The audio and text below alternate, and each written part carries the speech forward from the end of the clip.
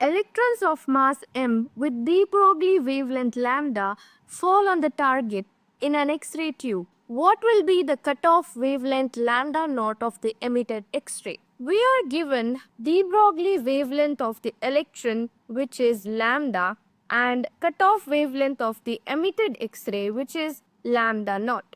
We know the de Broglie wavelength equation is given by lambda is equal to h by p, where p is nothing but square root of 2me, where h is Planck's constant, p is the momentum, m is the mass of the electron, and E is the energy of the electron. We know the formula to find energy of the emitted X-ray, which is nothing but E is equal to hc by lambda naught. Now substituting the value of E into the de Broglie equation, we get lambda equals h divided by square root of 2m into hc by lambda naught. Now solving for lambda naught, we get lambda naught is equal to 2mc lambda square divided by h. So the right answer is option C.